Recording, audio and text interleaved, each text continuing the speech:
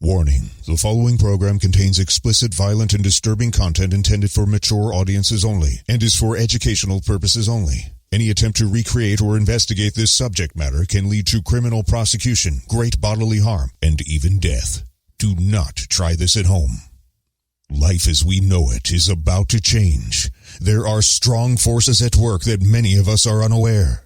Join us as we explore the worlds of the unknown, the macabre, the twisted, and the supernatural. We'll take a close look at the existence of extraterrestrial activity, government cover-ups, and secret societies. Join us for another edition of Terror Talk.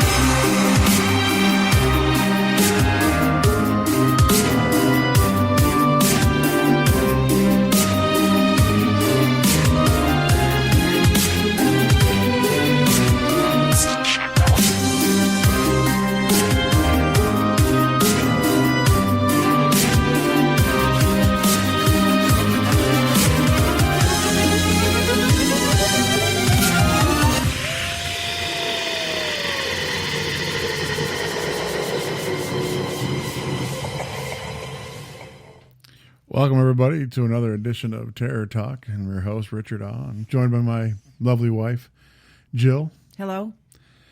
Before we get going with tonight's show, I wanted to start out with a shout-out to Tyler, who's celebrating his 16th birthday tonight, and is doing so by listening to another edition of Terror Talk with his father, Robert, who's on our Black Dog radio show. Mm-hmm. So, happy Sweet 16, Tyler. Happy birthday. Happy birthday. Now, get settled down for... Have you kissed a girl yet? I'm sure he has. Okay. It's starting to turn into the Black Dog radio show now. Just wondering. Yeah. We do strongly suggest that children under the age of 18 listen at the discretion of their parents, as the show topics can be quite disturbing at times and downright scary. Those who are faint at heart or prone to night terror should proceed with caution. Now, without further ado, I recommend that you bar the doors, lock the windows, turn out the lights, and draw the curtains. You may want to get your refreshments now, as there will be no commercials in tonight's show, Jill. Oh. Yeah, we got a full show, so there's going to be no commercials in it. We're going, we're deadheading, as they say in the industry. I'm ready. Curl up on a sofa and get ready for another edition of Terror Talk. Tonight's topics is alien abductions. Or is it abductions? Alien abductions. You know anybody who's been personally abducted by an alien? No, I do not. I don't either. A lot of people go missing, though, with no answers. Yeah, that's true. Is it alien abductions? Could be. Who's to say? Whether you believe in the existence of aliens or not, you can't help wonder are we the only form of life in the whole galaxy is what I'm trying to say.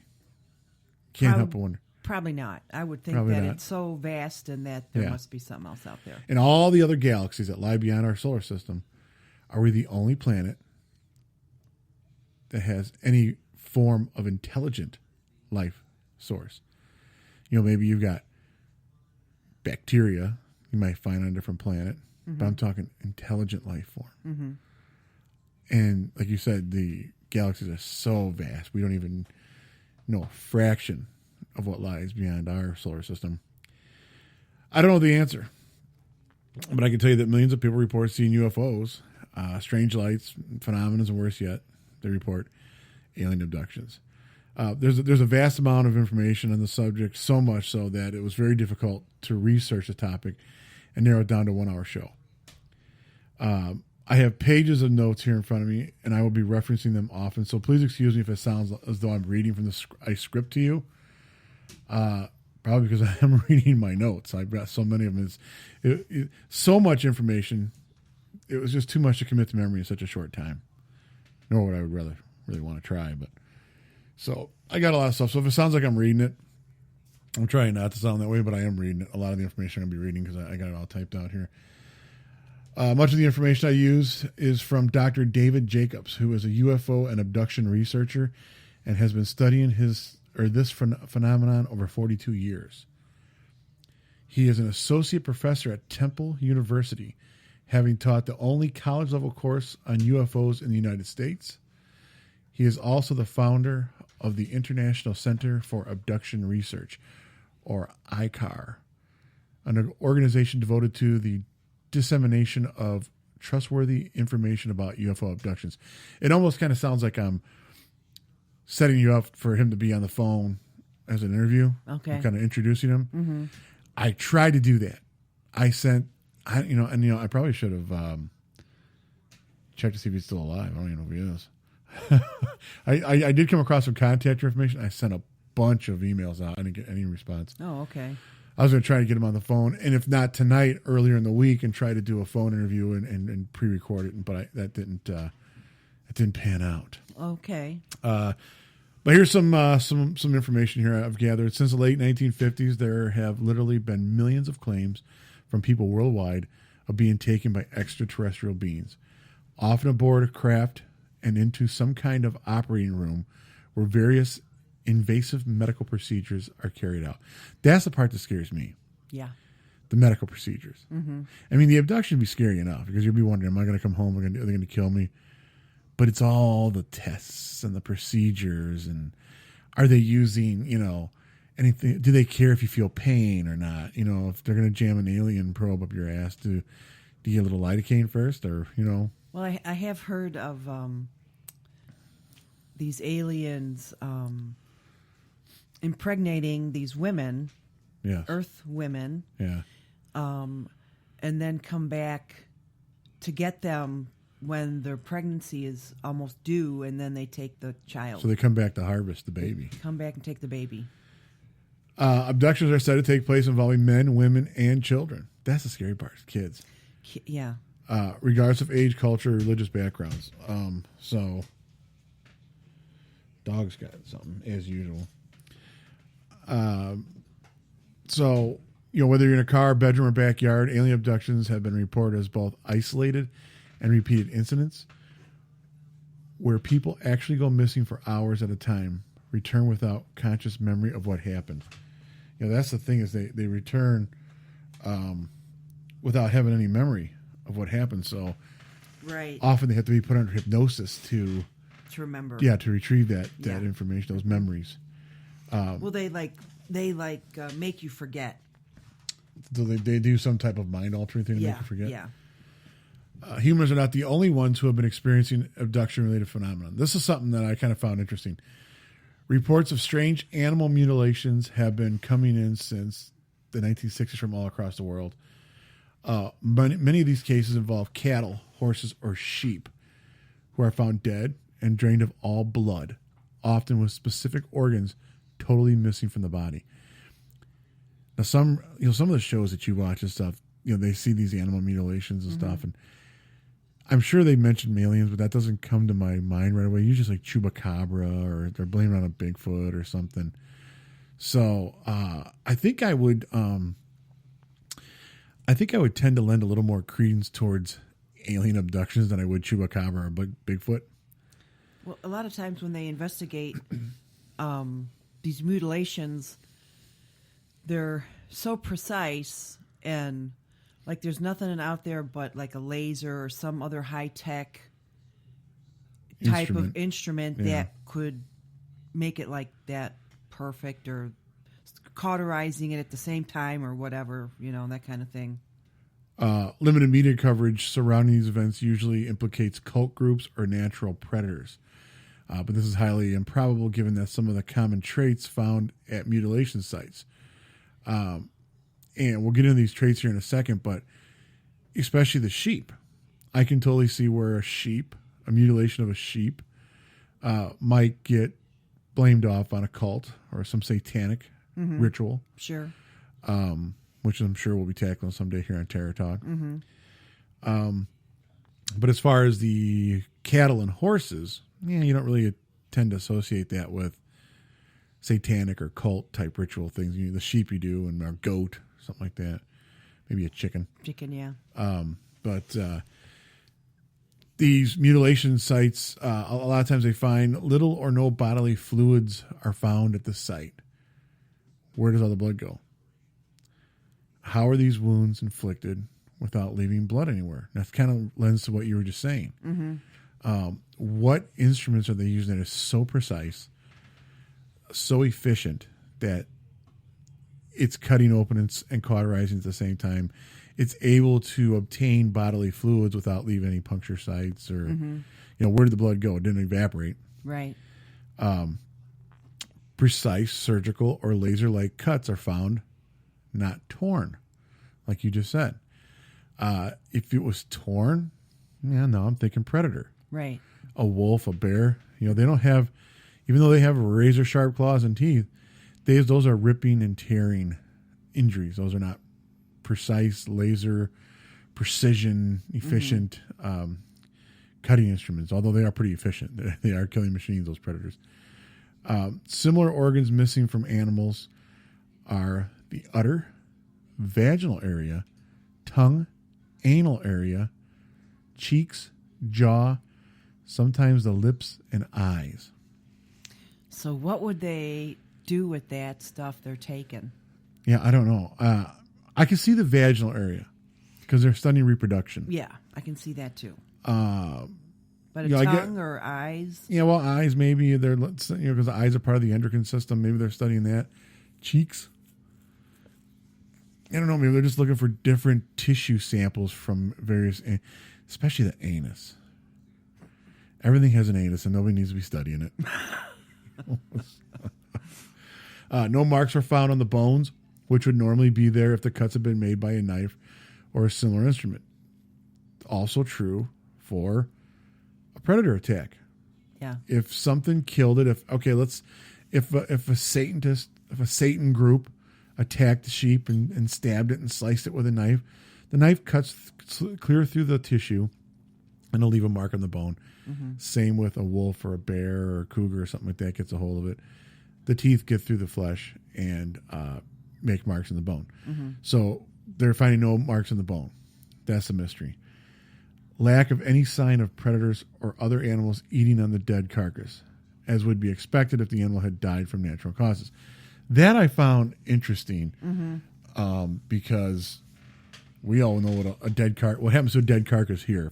If a deer gets killed by a car here and it lays out here, I mean, it doesn't even make it overnight, and the coyotes have turned into a smorgasbord. Mm-hmm. Why do these particular creatures, when they find them dead, why is natural predators or scavengers leaving the bodies alone and not trying to eat them? I wonder if they smell something that they've used that we can't smell, but they can smell it. That could be maybe some type of a chemical for a wash down or something, or maybe something they used to anesthetize them, if that's, if they did, or used to alter their brain so they don't remember. What do human abductees usually report? Often abductees will experience some kind of sexual contact with either aliens or other humanoids. Yeah. Nice. There's often an anal probe taken to obtain genetic material. Of all the places to obtain genetic material, let's go to the anal. There's always got to be an anal probe somewhere. Some key similarities found in the majority of abduction claims include hours of missing time. Mm-hmm. So somehow they're able to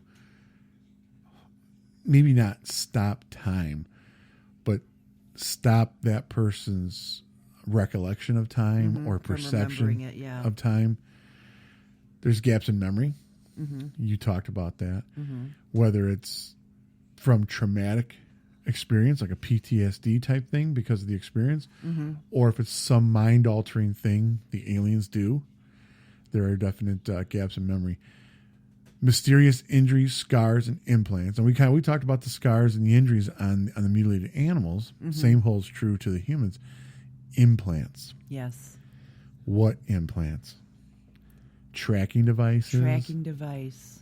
is it just limited to tracking devices, or could it be some type of a information gather, like a recon chip?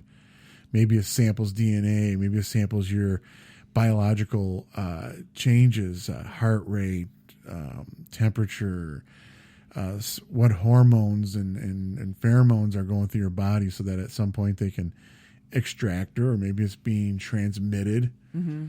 So yeah, I let my mind go free as I thought about that when I was doing the notes on this. Yeah. Disorientation, reproductive issues. So those are two separate things. Disorientation, that lends to the missing time, gaps in memory. They're disoriented when they come back. But the reproductive issues, what have you heard? I mean, I didn't dig into that issue. There's so much information out there. I didn't know where, the show could have gone on for an 8-hour show. Like, what are they trying to redo the reproductive, or are they just studying it? Or I just read recently about a woman who has been abducted several times throughout her life. She knew that they impregnated her, and when it was, when she was at full term, got back to her and took the baby, and then like 10 years had passed, and they picked her up again and introduced her to what she said was her child. Really? She had an automatic connection with the child, not only mentally but physically, could see a resemblance, but it wasn't all human. It was. So, did it look all human, or was there like a well, it's not human like head and like an alien? Well, no, it's not like it had a third eye or anything. It just scales or something. No scales. It didn't look. It looked half human, half alien. And that's something I don't have any really notes on, but as I was reading, there's different types of alien. There's like the little gray aliens. There's the lizard type. Mm-hmm. There's these humanoids that are part human and part alien DNA that we're going to get into in a little bit. But I found that interesting too. So you watch a lot of these shows. A lot of times I zone it out and I'm working on something else. Mm-hmm. But it's interesting that there's these different types of aliens and they have their own agenda and stuff. Mm-hmm. And speaking of agenda, this is a good segue. Why do aliens abduct humans and perform tests? What is their agenda?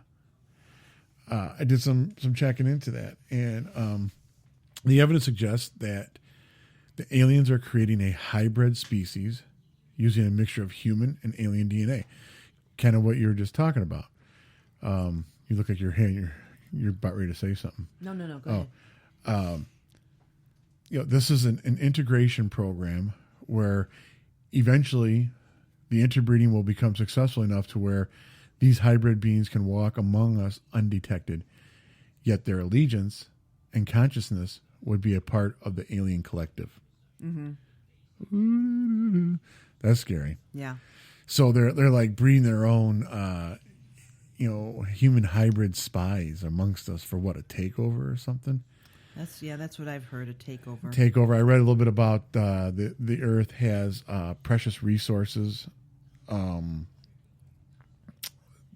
that they want to harvest, like they've already depleted their own. Mm-hmm.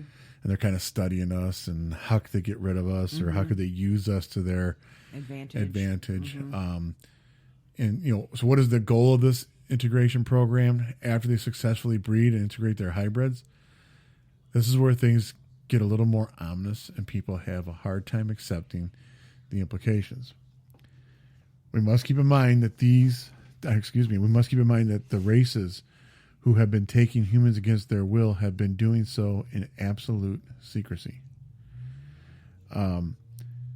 There has been an astronomical cover-up of all things ET related, including and especially the abductions. Mm-hmm. which is true. I hear a lot of UFO sightings, but you don't hear a lot of abduction stories on the news. Not that the news really covers UFO sightings. They will, like local news will be, oh, a mysterious object, blah, blah, blah. I think most people that get abducted, they don't want anybody to know. Yeah, I know. I wouldn't want to. Yeah. They're going to great lengths to keep their activities a secret because they are nefarious in nature and would obviously not be supported or tolerated if discovered by the public at large. Many people want to believe that all ETs are here to help us and that the universe is filled with enlightened beings who have humanity's best interests at heart. I don't think so. I think if you're abducting humans and doing tests on them and shoving probes up their anuses and studying their reproductive organs and trying to do an alien DNA hybrid, I don't think it's to make everything warm and cozy down here on Earth and to help us out. Mm-hmm. It sounds like there's something definitely amiss in the alien world. Unless they're just, curious. Yeah, unless it's their goal to seek and explore, what else is out there. It could be. I mean, we study things. We Yeah. delve into other things, and our scientists start, I suppose, in a way, abducting things and testing on them and what makes them tick type stuff. Mm-hmm. Simply put, these self-serving races are here to exploit us and manipulate us for their own interests. Is what I'm gathering from the information. I don't know. I haven't really formed an opinion one way or another. Before going into this show, I was like, aliens don't exist. But researching it, and there was so much information out there. I mean, I didn't know where to begin. I read and on this, my eyes felt like they'd been abducted and probed. And that's when I decided, hey, I got to culminate all this into a 1 hour show. Where do I go? Yeah.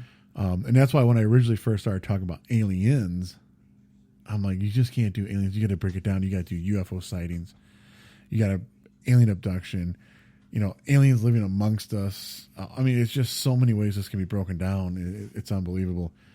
But I definitely think there's got to be life out somewhere. Whether or not they're roaming amongst us, I don't know about that. But it's interesting. And I'm going to be playing some audio here in a little bit. That's where I really started to go, this guy doesn't sound like he's BSing me. Their interest in the Earth, as I mentioned before, is the immense resources and strategic value of the planet. Maybe we're a skipping stone for them, or a stepping stone, to get somewhere else. I don't know. We're simply a means to an end to them as they move towards their goals. What are their goals? I don't know, but one of them has got to be establishing supremacy here. They are using us to create a race that is adapted to the environment and physically capable while possessing the superior psychic facilities of their kind. Did it go back and forth, or did it go in circles like a plane does? It would go toward the west, and without looking as if it turned, it would come straight back. It would go like I think of a paddle and a ball with a rubber.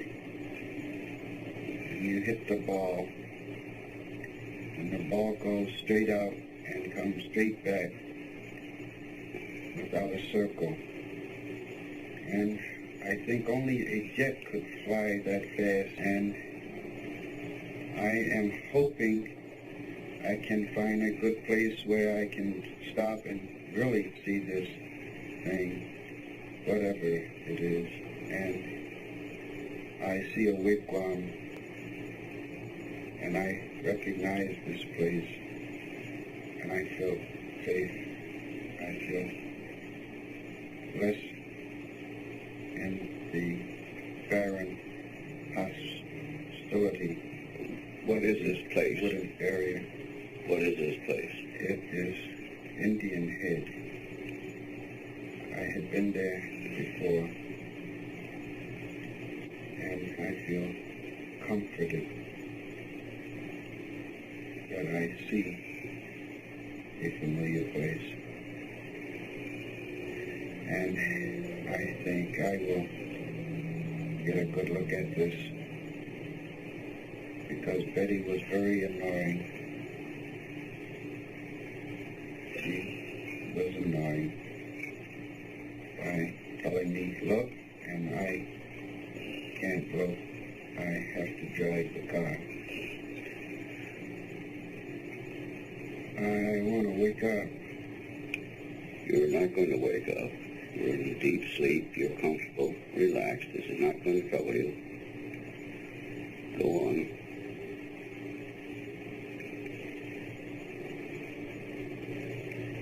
You can remember everything now. It's right over my right. God. What is it? And I try to maintain control so Betty cannot tell I am scared. God, I'm scared. It's all right. You can go right on, experience it. It will not hurt you now. I got to get my gun. Oh! I got my gun! All right. All right, that's all. I gotta get my gun! Go to sleep, Steve. You forget now. Oh, you forget it now. You've forgotten. Calm now. Relaxed. Deeply relaxed. Deeply relaxed. You will not have to make any outcry. But you can remember it now. Keep remembering. You feel you have to get your gun. This is going to harm you, you felt. I opened the trunk of my car. Did I get it? Did I get back in the car? All right. Just keep reasonably calm. And I put it in my coat. And then I get out with the binoculars. And it is there. And I look. And I look. And it shifts over. And I think, I'm not afraid. I'll shoot it down if I'm not afraid. And I walk out, and I walk across the road. There it is, up there. Oh, God damn it! Calm down. Calm down, it's there, but you can see it, but it's not going to hurt you. Go on.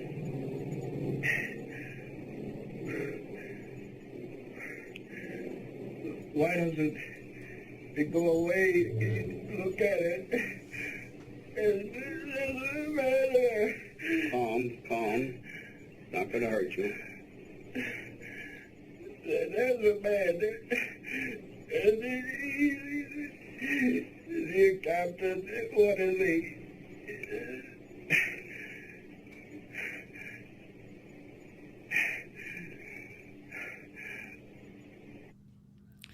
That audio right there was an excerpt of the actual hypnosis session with Barney Hill. Barney Hill and his wife Betty were abducted in 1961, and I played that right there to kind of use as our segue from just some information that I was giving everyone on abduction to lead into. I picked out 6 abduction stories that I wanted to share, and probably most popular one is the Betty and Barney Hill abduction, which you had talked to me about.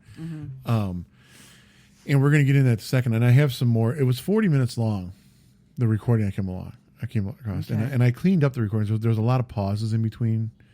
Because he's on hypnosis, I kind of cleaned up those pauses a little bit because just for the sake of time. And otherwise, I didn't change any of the audio. It's the same, and I broke it down into excerpts, so I didn't play a 40-minute, tape session here. But when I started listening to this is when I really started going, wow, this is creepy. And I started thinking, I wonder if just talking about alien abductions and stuff like that, if they have a way, like, you know, our NSA can listen to us with a satellite if they want to. Mm-hmm. Well, they'd be like, I think I'll beam you up, big boy, and bring up Uranus tonight, show you what it's really about. But, I don't want to make too much light of this because it is terror talk. But I think the dog is puking. But let me play one more clip here from the Hill hypnosis here. Why? What do they want? What do they want? One person looks friendly. He's friendly looking, and he's looking at me over his right shoulder, and he's smiling. Could you see him clearly? Yes, I thought. What's his face like? What does it make you think of? It's round. I think of a red-haired Irishman. I don't know why, but I think I know why. Because Irish are usually hostile to Negroes. And when I see a friendly Irish person, I react to it by thinking I will be friendly. And I think this one that is looking over his shoulder is friendly. You say looking over his shoulder. Was he facing away from you? Yes, he was facing a wall. And You saw him through this window? Or you said there was a row of windows. it was a row of windows. Just a huge row of windows, only divided by struts or structures that prevented it from being one solid window, or then it would have been one solid window. And the evil face on he looks like a German Nazi. He is a Nazi. Did he have on a uniform? What kind of uniform? It was black. He had a black scarf around his neck, dangling over his left shoulder. You pointed it out as if it were on you.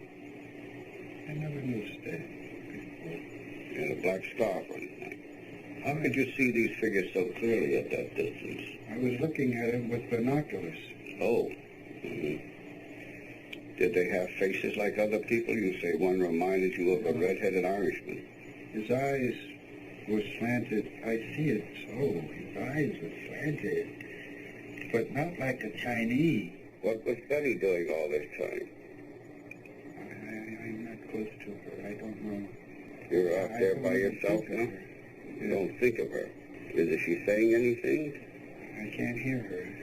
Did you make any outcry to her, the way you did to me? I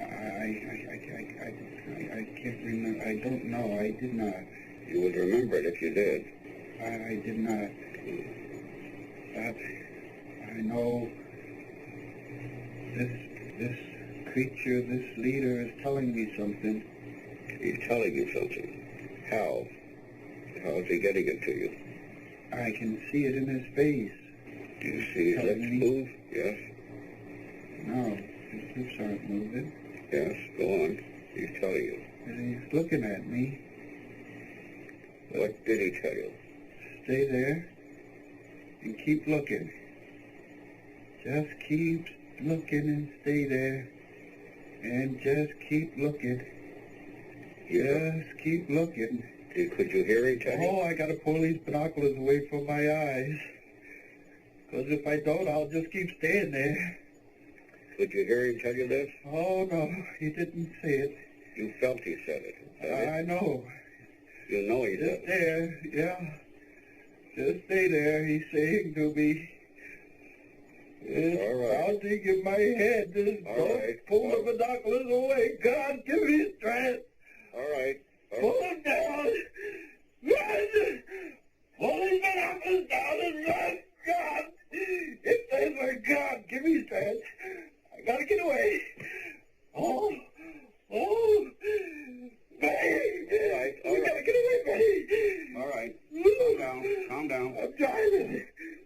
gotta get away. That was the second little clip I had, but let's get into Betty and Barney. You know quite a bit about the Betty and Barney Hill abduction, don't you? Yeah, I read a book quite a while ago, probably 30 years ago. Oh yeah, that's significant. I think it was called Lost Time. I don't quite remember the title, but it was like I started it and I could not put it down. It was. Well, let me give the listeners a little bit for those who don't know about it. The Hill abduction, as it is commonly known, is the first widely publicized American case of alien abduction. At its center were Betty and Barney Hill, a married couple living in New Hampshire. The Hills claim they have witnessed a UFO while driving back on the night of September 19th from a trip to Niagara Falls. They followed the movement of the craft for some time. Eventually, it descended sharply, causing Barney to stop the car in the middle of the highway. When he saw creatures peering at them through the craft's windows, he ran back to his car. The craft then lifted over their vehicle, and the Hills reported hearing and feeling buzzing. The Hills' consciousness went blurry. When they awoke, they traveled 35 miles south with no memory of having done so. They arrived home and realized their watches were broken. Betty reported the incident to the Pease Air Force Base. She began having dreams about the incident. Later, both Barney and Betty were interviewed at length while under hypnosis, and that's what we've been listening to right now. The story became national news after a story was published in the Boston Traveler in 1965. A book about their story called The Interrupted Journey, is that what you read? It could have been. Was published in 1987. So now I got a question, because when I was researching this, they found themselves 35 miles away from south of their vehicle. So did they hoof it back to their? No, I think they were off course of what the road they were taking. Oh, I see. Okay, so they were by their vehicle. They returned by their vehicle, but they were 35 miles off course. And when they realized, when they kind of came to or whatever. So had they been following it all that way? They had stopped in the road, like they said, and they were watching it, and it was getting closer and closer and closer, and then they started to get a little, nervous and panicky and stuff, and then of course they reported seeing the aliens, and of course that's when their memory was, was kind of in and out. Yeah. So have you heard those before? Though I mean, have you heard that the tapes of his hypnosis before? Uh-huh. Oh, you've heard I that. have. Okay. Uh-huh. I don't ever remember you talking about that. I got one more I'm going to play. It's just a couple minutes long, and then we're going to get into another guy, which I handed you that sheet accidentally. That's my other abductee. Thanks. His name is Velas Boas. Have you heard of that guy from a Brazilian farmer? Anyways, we'll get into him after this. Let's play this this other Hill. This is the last segment that I have of the Barney Hill hypnosis. They took me and carried me up this ramp. Did you feel you were going to be operated on? No, Did you feel you were going to be attacked in any way? no. I was laying on the table and my fly was open and I thought, are they putting a cup around my private parts? And then it stopped and I thought, how funny.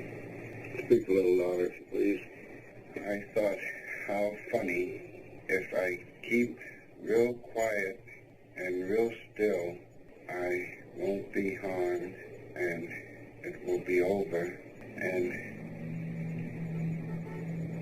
am walking and I am walking and am being guided and my eyes are closed and I open my eyes and there is the car and the lights are off and it is not running and Dulcie is under the seat and I reached under and touched her and she is in a tight ball under the seat, and I sit back and I see Betty is coming down the road, and she gets into the car, and I am grinning at her, and she is grinning back at me, and we both seem so elated, and we are really happy, and I'm thinking, it isn't too bad. How funny. I have no reason to fear, and we look, and I see a bright moon, and I laugh and say, well, there it goes. That is, while researching, coming across that's what really kind of got my juices flowing just this year. And that's why I wanted to share that with the listeners. And hopefully, it's doing the same thing with the listeners. I'm kind of reading the chats here, and the chats are getting kind of funny. And I wish this was a Black Dog Radio show, because I'd be having a lot of fun right now with the chats. But I do see the chats, and I am enjoying them, just so you know. They are kind of comical tonight. The Vilas Boas was a Brazilian farmer who claimed to have been abducted by aliens in 1957.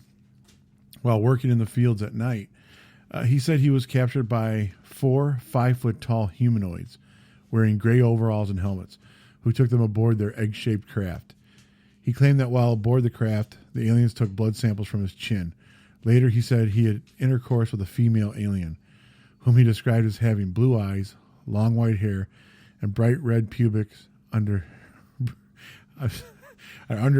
hair. He believed that the female alien had used him for impregnation and would raise their offspring alone in space. When they returned to his farm, Villalobos said 4 Earth hours had passed. Now, that sounds like a whole bunch of bullshit. I've never heard that before. And that's why I included this one, because after researching the Betty and Barney Hill one, it all sounded pretty legit as far as an alien abduction story goes. This guy has got egg-shaped crafts. They're taking blood samples from his chin. He's having sex with hot alien chicks, and they're wanting his sperm and stuff.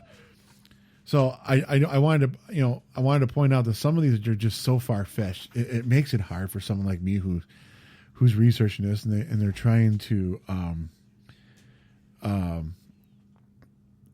form some type of an opinion on it. Mm-hmm. And then I read something about that, like that. And then you read something about the Betty and Barney Hill, and you're like, well, okay, that sounds probable. But here's one from 1973. It's the Pascagoula abduction. Co-workers who claimed they were abducted by a craft while fishing. Co-workers Charles Hickson and Calvin Parker were fishing off a pier near Pascagoula, Mississippi. I think I'm saying that right. It's Pascagoula, Pascagoula, Mississippi, on an October evening when they heard a whirring sound and saw 2 flashing blue lights. A smallish, oval-shaped craft appeared before them, from which emerged 3 pale creatures about 5 feet tall. That seems to be a reoccurring height for these aliens. Is 5 foot. They're not real big dudes, right? So I don't think I'd be overly scared by them. Hickson and Parker said the creatures had carrot-like growths emerging from their nose and ears, and that in place of hands, they had lobster-like claws. Now, I had heard of that before somewhere, that they had, maybe from a Svengoolie movie or something. They had lobster-like claws. Hickson claimed that he was inspected by a mechanical eye while aboard a craft. I think this is a Svengoolie, a movie they had on Svengoolie. It sounds real familiar to me.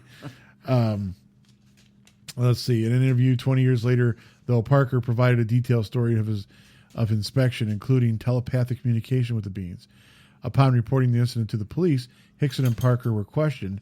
They were then left alone in a room with a hidden tape recorder, which police expected would reveal the incident to be a hoax. Instead, Hickson and Parker could be heard nervously discussing the event. At one point, Parker states, "I knew all along they were people from other worlds up there. I knew all along. I never thought it would happen to me." That kind of validated for me. Yeah. With having a law enforcement background, I know techniques that are used. One of the best things you could do with a dash camera, if you're say you're searching for drugs in a perp's vehicle, is, you know, cuff them, put them both in your back seat, and get out and start searching the car with your camera on.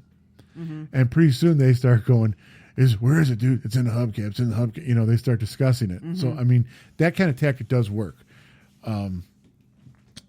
So I see what they were going after here. Mm-hmm.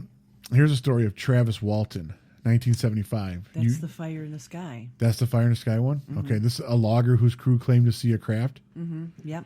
And then they disappeared for 5 days? He disappeared. Oh, Travis disappeared for 5 days. Well, tell me a little bit about it. They were coming down the mountain after working all day, and they saw something, a bright light or something in the sky, and they stopped the truck to have a better look. And Travis got out of the truck and ran underneath the craft, and like a big beam of light came down and shined on him, and he looked like he got electrocuted or something. And of course everybody in the truck was yelling and screaming because they were scared half out of their wits. And the guy drove off. He drove away, and then realized what he did and turned around and went back, and Travis was gone. And so they didn't know what happened to him. They reported it when they got into town, and make a long story short, they were accused that they killed him and did all this stuff, and like a big search party and everything. Search party going on and stuff, and then he shows up 5 days later at a gas station or something, and he called his buddy, the guy driving the truck, on the phone, and they went and got him, and he was like shell shocked, and I think he was naked. Yeah, I would shell shock me too. And he was just really freaked out. But I thought it was a good movie. So, basically, as you're telling the story, I'm going through my notes, and you had pretty much covered everything. And they had suspected that the other loggers had killed him. Mm-hmm. But when he showed up, obviously they were like, whoa. Yeah. That wasn't it. So that's that story. And then we have Frederick Valentic. Yeah, I'll say if his name right. Valentich. A pilot who reported a strange craft to air traffic control before disappearing without a trace. Aspiring pilot Frederick Valentic, 20 years old, was on a training flight over Australia's Bass Strait when he radioed Melbourne's air traffic control to advise them he'd been shadowed by an unidentified craft flying about 1,000 feet above him. Valentic said the craft was orbiting around his own and that it emitted a green light. He told ATC that he was suffering engine problems and that when asked to describe the object, said it was not an aircraft. Before the transmission was interrupted by metallic scraping sounds. At that point, all contact was lost. A 4-day, 1,000-mile search was undertaken, but no trace of Valentic or his craft was ever found. Some believe that Valentic had become disoriented, started flying upside down, and spotted his own lights in the water. Others say the disappearance was staged. Others believe Valentic's account of the mysterious craft bolstered by witness reports of UFO over Australia. So basically, that dude never showed up again. He was lost. Yeah, he was lost after that. So I thought that was interesting because a lot of these alien abductions, they end up coming back. So when I came across that one, I'm like, well, this dude never came back. He was gone. So what happened to him? Do you remember Close Encounters of the Third Kind when... Yeah, great movie. At the end of the movie, they opened... the craft was there, and it was enormous, and they opened it up, and all these sailors came walking out from, like, World War II out of the... Yeah, ship. that was cool. Like, they had them and, snagged them. And that was some of the stuff, and I didn't include my notes, but I was reading that that aliens like to... One of the theories is they like to take advantage of... certain things that are going on down on Earth, like wars, major wars. Okay. Because they can then operate undetected. Because during a war, if someone goes missing, it's okay. What happened to him? He got taken, prisoner. He got blown up. He's killed. He's, So it didn't bring a whole lot of spotlight on why they disappeared. So I thought about that too. And that movie, that's why all those World War II guys came out, because the aliens were going, all right, this big war, we could take people from here, here, and here, and here. And no one's going to be going, wow, people are disappearing all over the world. What's going on? Yeah. They could use the cover of the war to do that. Whitney Strieber, 1985. This is, again, I didn't dig real deep into the web because there's so much information. But this is the most recent credible abduction I could find. There's a lot of horseshit ones, a lot of YouTube videos, just bullshit kids making videos. But Whitney Strieber, 1985, a horror novelist whose account of his abduction became a bestseller. I included this one because I write novels. And I thought, is this guy just bullshitting to give himself a hook to sell his books? Like, hey, this happened to me. That get interested, like a marketing type of gimmick. Mm-hmm. I'll read it. You tell me. It's just a short paragraph on it. Okay. You tell me your thoughts, and I'll tell you mine. Whitney Strieber, an author of horror novels, alleges that he was abducted by non-human visitors from his home in upstate New York in December 1985. Strieber does not specifically state that the visitors are alien in nature, though most read his account, the 1987 book Communion. I've read that. That's why I pointed at you, because you know that book. Mm-hmm. Communion became a number one Times bestseller, granting the topic of alien abduction a renewed, widespread public interest. Strieber wrote several nonfiction follow-ups to the story, as well as a number of novels that similar topics. He is currently the host of paranormal-themed internet podcast called Dreamland. That's the problem when I read stuff, because I'm not the host that reads stuff, so I do make errors, and I apologize that. But what do you think? Now, you know the book Communion. Yeah. Do you think this guy just wrote this stuff, or do you think this actually happened to him? I think it. Excuse me. I think it actually happened to him because later his child became involved, and it just seemed real to me. Yeah. I haven't read the book Communion, although I would love to read it. And do we have it? If we do, I don't know where it's at. Okay. We have a lot of books. I don't know what we have, what we don't. I'm going to have to get a hold of it and read it, although I'm not going to be able to read it for quite some time because I'm writing felony murder. And you know me, I don't write, I don't read other books while I'm writing. That's right. Mm-hmm. And actually, I'm surprised I'm doing all this research because I don't want to be having Detective Miller going off on alien, wild alien hunts. And I also don't listen to, this is something that most people don't know, except for my own crew here at the show, is I don't listen to a whole lot of other radio shows unless it's music or stuff, because I don't want it to kind of change the way I'm doing things or inadvertently steal someone else's material or anything. But yeah, I would love to read the book Communion too, because I don't know which way to go. Although part of me as an author is going, boy, what a great little gimmick to really sell books. Because as an author, you write because you enjoy it, and you also write because you enjoy, at least I do, the feedback or of your readers. Are they interested? Is it a page turner? Is this that? But at the same time, you also try to write something that you think is going to sell, because all this work you do, you'd be nice to make a little more money off it, and of course this guy made a lot of money off of it, but so I guess that's something that's always at the back of your mind, although it's not really, it's way at the back of mind, it's never towards the forefront. I write it the way I want it to be written, the way I think my readers will enjoy it. If it sells, it sells. Don't, it don't. It might sell. I've never had Times bestsellers, but I have had Amazon bestsellers in my genre. But so I thought that was interesting that this particular guy was a horror author and he had this experience. So we got about a little over 6 minutes in the show. Is there anything that because you've got a pretty good knowledge of alien abduction? I had to really dig into this for the first time. When it comes to some other subjects, like when we talk about demonic possession, I know a little bit more about that. I've never been possessed, but I've researched that and for some writing stuff.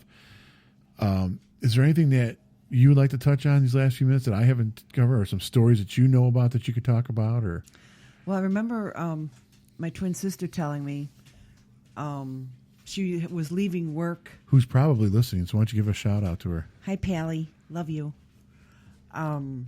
She was leaving work and giving someone a ride home. And Do I know this story? Yeah, I told you. I think I told you. Okay. She was driving this guy home from work.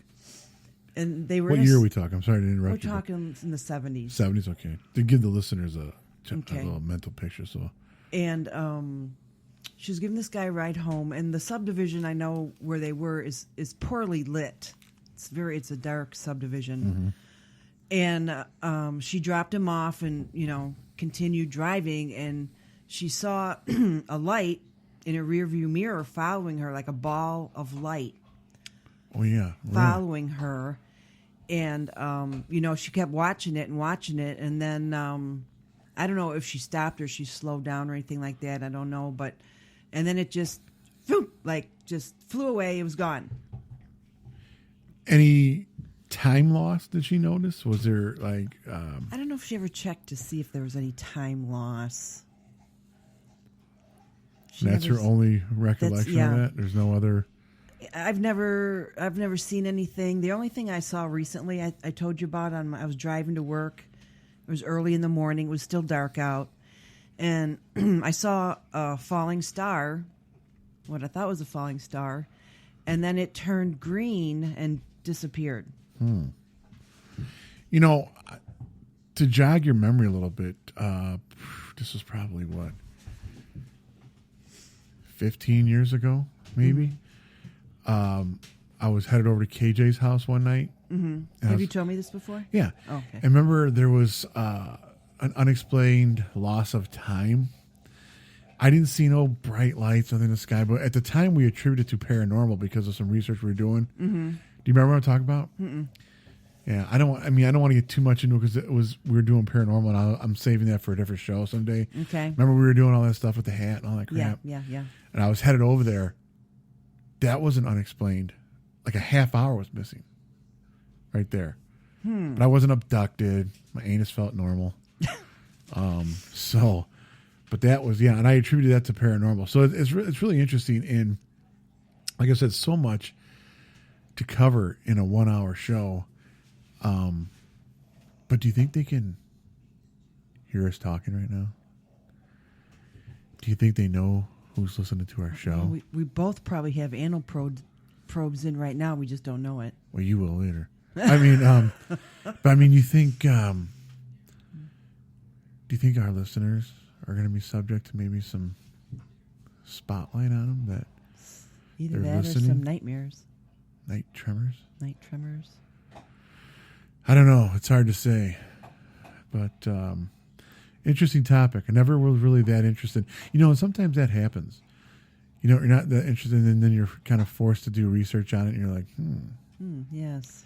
yes, maybe I will watch. There was a show with, or a movie about Barney and Betty Hill with... Yes, there was a movie. Yeah. Very, very, very, very interesting. I'd like everybody to, before we end the show, thank them for listening. Thank you. You can email us at the Black Dog Radio Show at yahoo.com and give us some future topics here on Terror Talk. We're going to be covering some stuff here soon. I'm not sure when the next Terror Talk is going to be because next week I'm going to be pretty busy. And there's so much research that goes into doing this show. Probably take next weekend off. There will be a Black Dog Radio Show next Friday, 8 p.m. Central, as always. And until then, don't be too scared tonight.